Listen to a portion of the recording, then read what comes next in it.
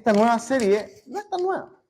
Algunos de ustedes que nos han acompañado quizás hace un poquito más de un año, podrían darse cuenta que en realidad esta es una continuación del estudio que comenzamos el año pasado, por ahí por los meses de agosto, septiembre hasta noviembre estuvimos estudiando esta misma serie, Hechos para el Señor.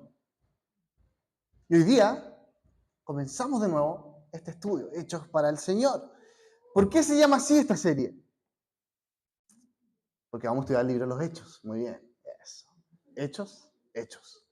Pero no solamente es la descripción de un libro, ¿cierto? No solamente vamos a estudiar qué es lo que el libro de los Hechos dice, sino también la idea es darnos cuenta de que estamos hechos para Dios. Hechos para que los seguidores de Jesús expandan el mensaje del Señor, ¿cierto? Y así fue como los discípulos, los apóstoles, fueron el testimonio vivo que Dios usó para propagar su mensaje por todas partes, ¿no? Para propagar su evangelio. El año pasado, ¿cierto? Entre agosto y noviembre dimos desde el capítulo 1 al 11 de Hechos, y hoy vamos a comenzar a estudiar el capítulo 12 y vamos a llegar hasta, si Dios quiere, el capítulo 19, ahí por el mes de noviembre, para que tenga una claridad temporal, ¿no? Ahora bien, déjame comenzar con la siguiente pregunta. Déjame preguntarte, ¿qué haces cuando las cosas no salen como tú quieres?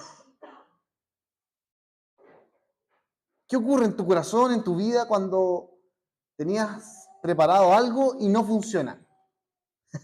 Como el día en la mañana llegamos acá y no había agua. Y Luis empezó a moverla allá, aquí, allá. No había agua, no había agua, no había agua. ¿Qué hacen cuando las cosas no funcionan? Yo, en mi caso, lo primero que hago, adivinen. Empiezo a correr en círculo, me angustio, me enojo, no sé, me frustro cuando las cosas no salen como yo quiero, ¿no? Y después de ya darle una vuelta, trato de buscar una solución, buscar un ajuste para tratar de lograr un objetivo, como el de tener agua acá en la iglesia. ¿Qué haces tú cuando las cosas no salen como tú quieres? Por ejemplo, pienso en el bullado caso de don Luis Hermosilla. ¿Lo vieron? Famoso en la tele, ha salido harto don Luis Hermosilla. ¿Qué cosas hizo él para lograr sus objetivos? Probablemente usó métodos un poco ilegales, corruptos, y finalmente cuando las cosas no salieron, o mejor dicho, cuando salieron a la luz, la forma en que él hacía las cosas, terminó en la cárcel, ¿no? Aunque técnicamente todavía no hay una sentencia definitiva, pero está preso. En definitiva, la pregunta de fondo es, ¿qué tipo de poder ejercemos para lograr nuestros objetivos? Y si las cosas no salen como queremos, ¿qué vamos a hacer? Hoy vamos a ver dos tipos de poderes diferentes, muy distintos, y que terminan en lugares totalmente opuestos. Y espero que el Señor abra tu vida y nos nutra por medio de esta palabra. Oremos al Señor. Padre, gracias porque tu palabra es viva, tu palabra es eficaz, llega hasta lo profundo de nuestros corazones. Muchas veces creemos de que la Biblia es un libro antiguo, añejo, que enseña historias tal vez descontextualizadas. Pero la verdad es que al estudiarla nos damos cuenta cuán pertinente es, cuán viva es tu palabra para moldear nuestros corazones, para preguntarnos, bueno, ¿cómo estoy viviendo? Tal vez si este caballero Hermosilla se haya dedicado a estudiar la palabra, no estaría donde está hoy día. De la misma manera, te pido, Señor, que este estudio nos ayude a reflexionar cómo estamos viviendo, cómo quieres tú que vivamos como discípulos tuyos. Te lo pido en Cristo Jesús. Amén. Amén. Déjame decirte dos temas muy importantes al comenzar este texto, a estudiar el pasaje, ¿no? En primer lugar, el capítulo 12 de Hechos es un capítulo donde la figura del apóstol Pedro tiene algo como de protagonismo en el relato, ¿no? De hecho, en los primeros 11 capítulos del libro de los Hechos, Pedro, junto a algunos otros apóstoles, ha estado predicando del Evangelio, convirtiendo a muchas personas, orando y formando esta comunidad de lo que se conoce como la iglesia primitiva, siendo testigos cómo el mover del Espíritu Santo está haciendo cosas impresionantes. Pero también surgieron otras figuras, como la de Esteban, ¿cierto? La de Felipe, y también en el capítulo 9 surge la figura de Saulo, ¿no? Saulo de Tarso y su conversión. Sin embargo, el capítulo 10 y 11 vuelven a enfocarse en Pedro, ¿no? Pero ahora en el desafío que tiene Pedro de cambiar quizás su manera de pensar. Ya no solamente el evangelio, el mensaje de Jesús es para los judíos, sino también es para un hombre llamado Cornelio, que era un soldado romano y toda su familia, ¿no? Y lo segundo que quiero remarcar, el segundo contexto importante para tener presente, es que el avance del mensaje de Jesús como que ha ido increciendo a medida que uno va leyendo el relato de los hechos. En los primeros 11 capítulos vemos que las palabras de Jesús en el capítulo 1 se hacen real, ¿no? Jesús dice que los discípulos recibirán el Espíritu Santo, lo hacen en el capítulo 2, y recibirán el poder para ser sus testigos desde Jerusalén, Judea y Samaria, que es toda una región grande, hasta los confines de la tierra. Y justamente acá, en el capítulo 11 y luego en el capítulo 12, vamos a ver que el mensaje ha llegado a Antioquía, a Chipre, a Fenicia, y comenzaba a ser predicado en lugares más allá de lo comúnmente se conocía como el reino de Israel, ¿no? El pueblo de Israel. Hay una expansión en el mensaje, probablemente causada en primer lugar por la persecución. Ahora bien, como repetimos constantemente el año pasado, y espero que sea la tónica de este segundo semestre, ¿quién es el protagonista de todo este relato? ¿Acaso Pedro? ¿Acaso Saulo? ¿Pablo? Pablo, como lo vamos más adelante? El protagonista es el Señor Jesús, por medio de su Espíritu Santo, que obra en la vida de sus discípulos. Por eso el capítulo 12 nos presenta esta dualidad, ¿no? Dos tipos de personas, dos maneras de entender el poder. El texto lo vamos a dividir en tres secciones. Primero está el poder de este mundo, versículos 1 al 5, el primer tipo de persona, el poder de este mundo. Segundo, vemos el poder de Dios, versículos 6 al 17. Y tercero, vemos dónde terminan estos dos tipos de personas, versículos 18 al 24. El poder de este mundo del 1 al 5, el poder de Dios del 6 al 7 y los dos finales diferentes del 18 al 24.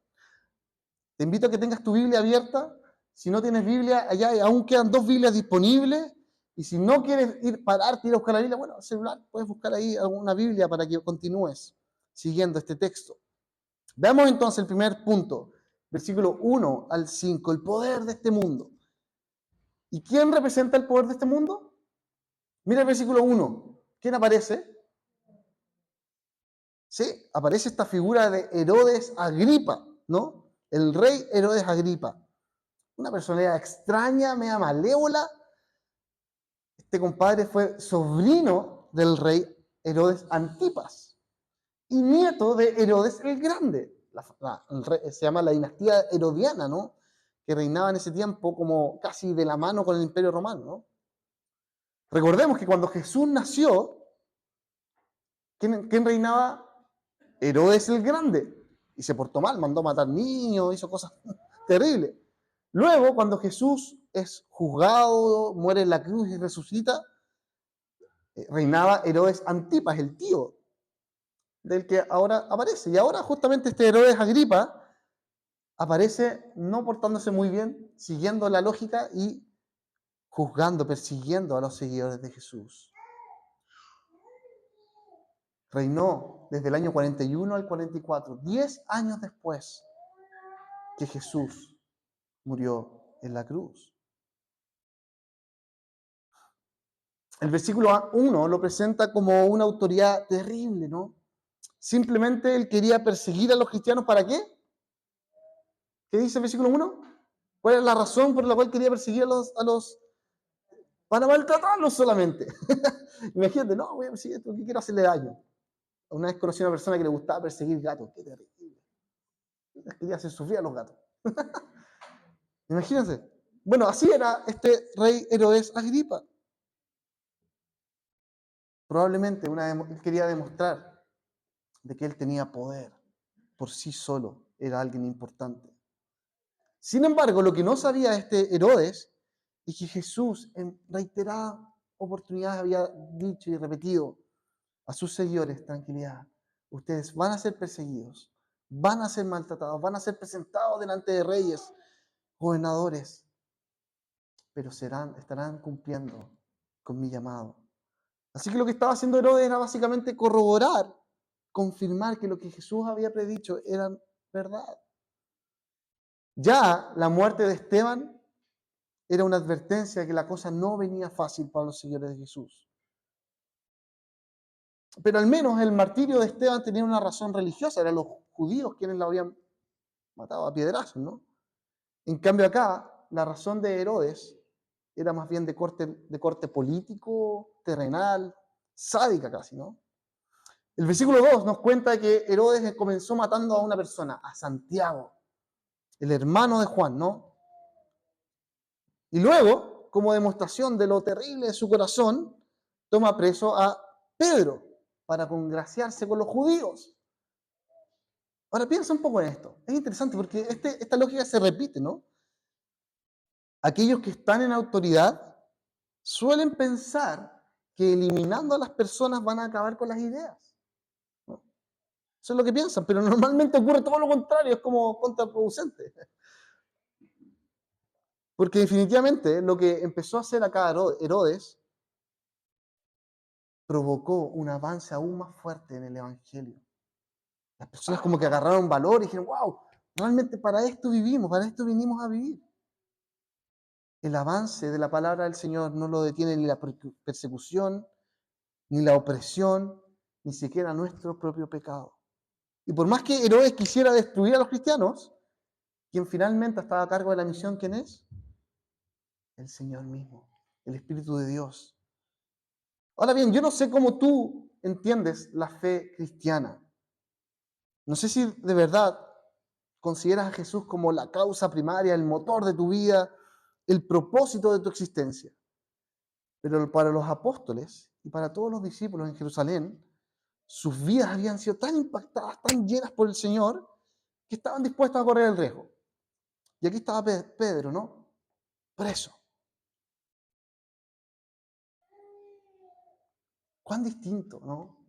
Es el poder de este mundo, de querer atemorizar, traer terror para ganar puntos, ¿no? Para querer tener razón. Cuando uno analiza la política actual, ¿a quién le gusta la política? Poquitos, no muchos. Bueno, cuando uno ve la política, no solo acá en Chile, sino en el mundo, uno se da cuenta que las convicciones realmente son negociables en la práctica, ¿no? En cambio, para los cristianos, el hecho de vivir para Jesús, esa convicción profunda, confiar en su palabra, predicar, era algo tan profundo que estaban dispuestos a no negociarlo y a morir por lo que creen.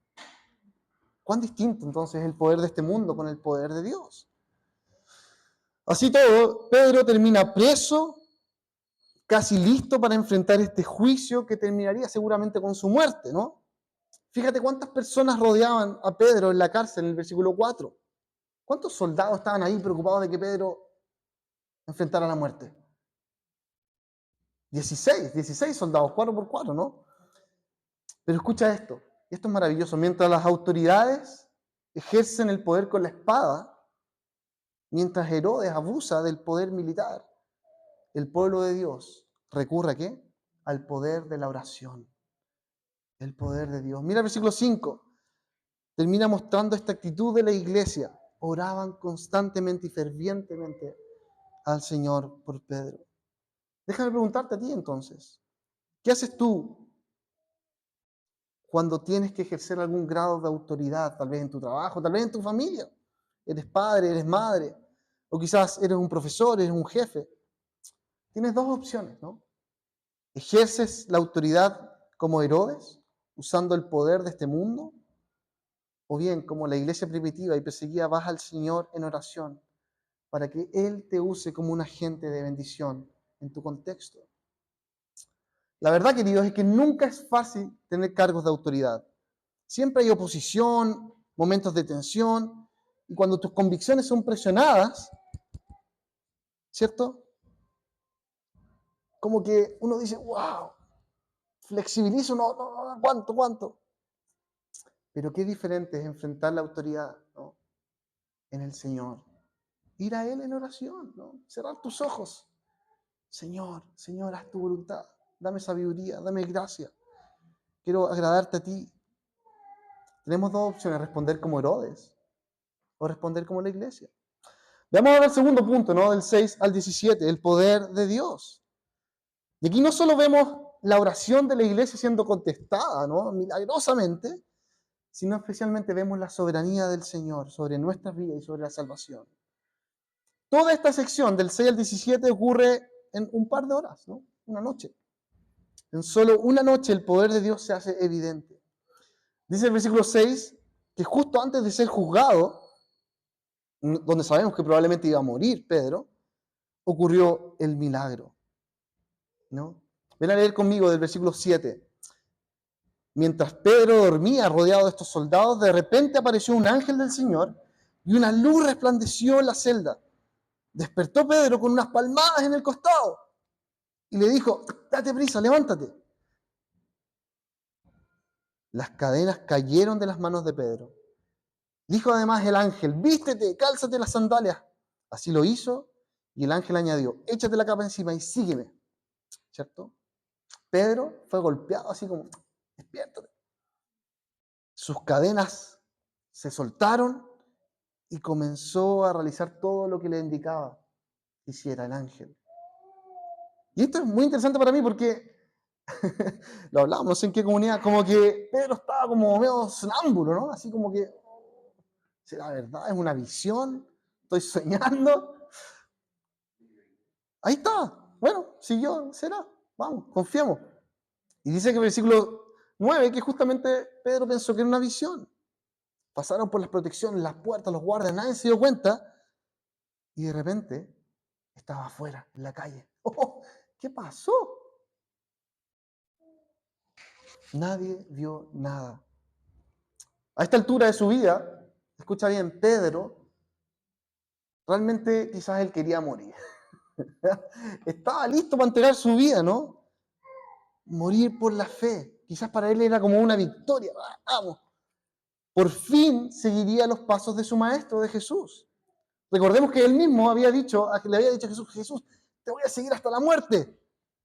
Y cuando llegó el momento de los cubos, ¿qué pasó con Pedro? Lo negó, ¿no? Y más encima había visto la muerte de Esteban, wow, apiedrado, seco. Y ahora había visto a Santiago morir. Dijo, ya, ahora me toca a mí, listo, vamos. Pero ¿cómo vemos la soberanía del Señor acá? Después de 10 años en el ministerio, 10 años habían pasado, el Señor le dice, no, todavía no, te queda mucho por dar. Todavía no. Pedro hizo propias estas palabras del Salmo 35, ¿no? Qué maravilloso. Mi alma se alegrará en el Señor y se deleitará en su salvación. Todo mi ser exclamará, ¿quién como tú, Señor? Tú libras de los poderosos a los pobres. A los pobres y necesitados libras de aquellos que los explotan. Aún no llegaba el tiempo de morir de Pedro. De hecho, vivió muchos años más. Incluso gracias a su ministerio, tenemos los evangelios. Algunos de los evangelios fueron compartidos por el testimonio mismo de Pedro, ¿no? Porque al final del día, el poder de Dios que se hizo evidente en este rescate de la cárcel de Pedro, es un poder para demostrar que es Él quien tiene la soberanía, la autoridad sobre la vida, sobre la muerte, sobre lo presente, sobre lo porvenir, sobre tu vida y sobre la salvación de quien está a tu lado o fuera de este lugar. Pedro dijo en el versículo 11, ahora estoy completamente seguro de que el Señor ha enviado su ángel para librarme del poder de Herodes y de todo lo que el pueblo judío esperaba. Yo no sé si don Luis Hermosilla, ¿no? ¿Se imagina vivir algo así alguna vez ahora? Estando en la casa y decir, wow, un ángel salir. O si realmente esa fuga, ¿se escucharon alguna vez de una fuga en un helicóptero de los frentistas de la cárcel? Yo no creo que haya sido un ángel como esto. Pero imagínense lo que es salir. Pero lo que sí sé, que en este caso, la justicia de Dios se hizo presente al liberar a Pedro, para que su misión siguiera acá en la tierra. Al llegar Pedro, donde estaban estos hermanos orando en la casa de María, la madre de Juan Marcos, todos se sorprenden con la noticia. Rode queda como, ok, voy a avisar. Y nadie le creyó a la pobre Rode. Pero Pedro quería dar evidencia. Hey, miren cómo Dios obra. Él es más fuerte que cualquier poder de este mundo. Y especialmente Él tiene el control sobre el avance de su evangelio. Nada detiene la palabra del Señor. Déjame preguntarte entonces a ti hoy día. ¿Cómo ves el poder de Dios actuar hoy en ti y en el mundo? Hoy, para nosotros acá en Chile, es muy extraño ser llevados a la cárcel a causa de nuestra fe. Casi no pasa. Pero también es muy extraño ver a alguien salir de milagro de la cárcel, como pasó acá con Pedro. Pero escucha bien, así como Pedro estuvo en la cárcel, nosotros sí estamos encarcelados de distintas formas. A veces nuestros propios pensamientos, ¿no? Nuestros prejuicios e incluso lo orgulloso de nuestro corazón nos hace vivir cárceles. Y esto es maravilloso porque nos deja llamar la atención cuándo ocurre esto en el texto.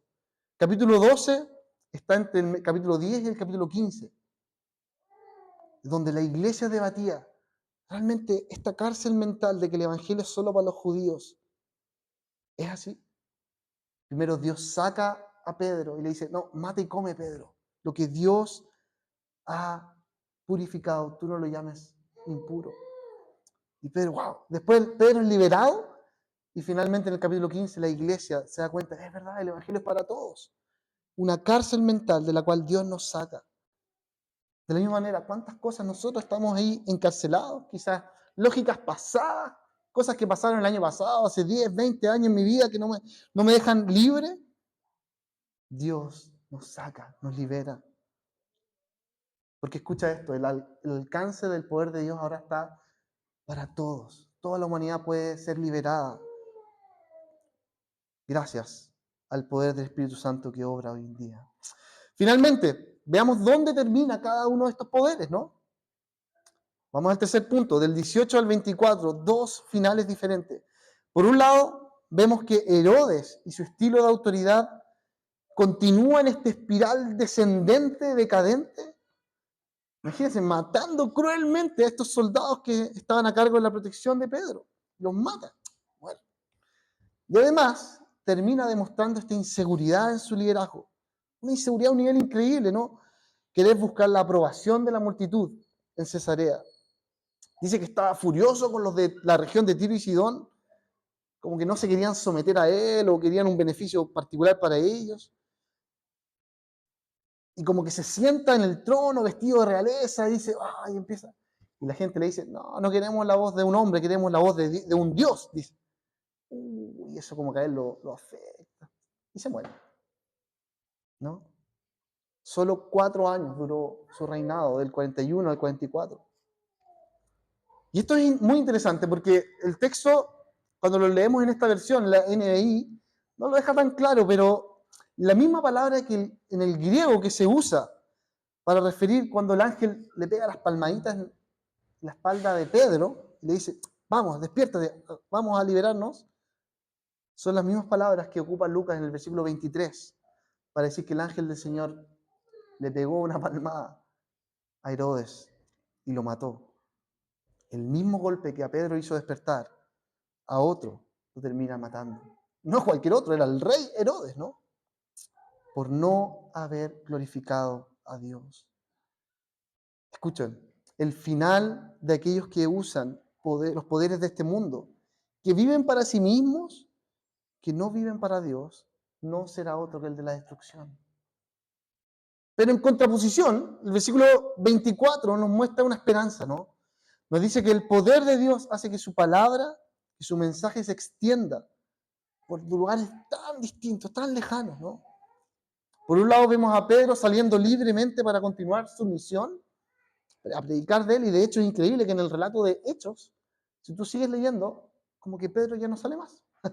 Capítulo 15, un poquito, en el concilio de Jerusalén, y desaparece. Pero por otro lado vemos a la iglesia de Cristo creciendo, anunciando el mensaje, influenciando desde Jerusalén por toda Judea y Samaria hasta los confines de la tierra. Ahora bien, es cierto que el relato nos lleva a mirar dos finales muy distintos. Sin embargo, en ambos casos vemos la mano de Dios presente. Dios está a cargo de ambos rumbos. No hay nadie, escucha bien, no hay nadie que ostente algún grado de autoridad, de poder, que no haya sido puesto allí por Dios. Y el Señor, como lo vemos acá en Hechos 12, obrará y juzgará en su momento. Nadie está lejos de la mano del Señor. Por más terribles que sean las acciones, los comportamientos, las maldades que hagan las personas, tanto personas que están en autoridad como en el diario vivir, nada se le escapa al Señor. Y en todo momento el Evangelio triunfa sobre la maldad y el horror. Recuerdo el ejemplo de Corrie ten Boom, ¿cierto? Lo he mencionado otras veces acá. Esta mujer cristiana de Holanda que en plena Segunda Guerra Mundial esconde a judíos en su casa junto a su familia y de repente caen presos, ¿no? Los delatan y van presos a campos de concentración. Ahí muere su papá, su hermana, su hermano. Y en algún momento, cuando ella sale en libertad, ella dice, Dios me dio el amor para ser capaz de perdonar incluso a mis enemigos. Y cuando se enfrenta con un ex soldado nazi, dice, ¿quién soy yo para juzgar? Solo el Señor tiene el don de juzgar en sus manos. Porque al final del día, queridos, cuando comprendemos la soberanía de Dios, que Él está a cargo de la vida de todos, de la salvación de todos, podemos realmente descansar en Él. Nada ni nadie puede detener el avance del Evangelio. Tanto en lo que hablamos, predicar a otros, hablar de que Jesús es lo más maravilloso que hemos vivido, como también lo que el Evangelio está haciendo en tu corazón. Transformarte, romper esas cadenas, ¿cierto? Liberarte, salir de esas cárceles mentales que el Señor hace día a día y puedas experimentar realmente la gracia, el perdón, la restauración. Incluso vemos acá, vamos a ver próxima semana, este mismo Saulo de Tarso convertido en un misionero, promotor de la fe cristiana, haber sido perseguidor de cristianos, a ser un promotor de la fe cristiana. Quizás tú eres de lo que te da tanta rabia la injusticia, tanto enojo que las autoridades, los jueces, quienes ostentan el poder, abusen de sus funciones, que vives enojado, molesto. Estos políticos, esta gente, no le creo a nadie. ¿Cómo es posible que a los malos les vaya bien? Podríamos pensar. Yo te animo a que seas como la iglesia acá en Hechos 12. Ora al Señor fervientemente. Descansa en Él, confía en su poder. Y no lo que tú puedes lograr ni con tus manos, ni con tu cabeza, con tu inteligencia, ni con tu esfuerzo, ¿no? Claro, podríamos pensar, ya entonces me voy a quedar de brazos cruzados acá, sentadito, viendo a Dios obrar, total. Tengo que confiar en Él. Pero la cosa no funciona así, queridos. Sí tenemos una responsabilidad de ser discípulos de Cristo, de demostrar el amor del Evangelio de Jesús en nuestras vidas, en nuestro diario vivir, servir, amar, actuar, sin dejar de orar. Y sabiendo que a veces Dios levanta líderes que son malos, que nos van a hacer daño, y juzga líderes. A veces nosotros mismos podríamos estar cometiendo errores con los demás. Para evitar caer en eso, ora al Señor fervientemente. Pide a Dios que Él ilumine tu mente, tu cabeza, tu corazón, ¿no? Es interesante que todo esto ocurre en las conmemoraciones de las fiestas de los panes sin levadura, de la Pascua, ¿no? Y esa historia es maravillosa. El pueblo de Israel, siendo esclavo de Egipto, es liberado de manera poderosa por el Señor. Pero esa liberación no estuvo exenta de juicio. Murieron los primogénitos de los egipcios. Y la Pascua es esa sangre del Cordero perfecto que a nosotros no nos recaerá. Por eso es tan maravilloso ver a estos cristianos acá empoderados, porque ellos saben, Señor, yo soy terrible, pero no vivo por mi reputación, sino vivo por lo que tú hiciste por mí. Jesús sufrió el oprobio, ¿cierto? El sufrimiento, la injusticia, pero lo hizo para que tú y yo no tengamos que pagar jamás la muerte, la condenación. Oremos. Gracias, Señor, porque en este maravilloso pasaje vemos tu evangelio de manera tan clara, tan evidente. No estamos acá, Señor, dependiendo de si somos buenos o malos líderes, si hacemos lo correcto o lo incorrecto, sino estamos acá, Señor, confiando en tu evangelio, en Jesús. Pedro lo tenía claro. Esteban, Santiago, Pablo, sabían de que había momentos que iban a enfrentar la tortura, la muerte, la prisión, pero ellos estaban ahí confiando en tu poder. Ayúdanos a confiar en tu soberanía. Tú vas a desear en algunos momentos que salgamos libres para mostrar lo bueno que tú eres, lo poderoso que eres. Pero quizás van a haber otros momentos donde vamos a tener que sufrir, hasta morir por causa tuya, qué sé yo. Ayúdanos a mirarte en ese momento y decir, Señor, vivo por y para ti. En nombre de Cristo Jesús. Amén. Que Dios les bendiga.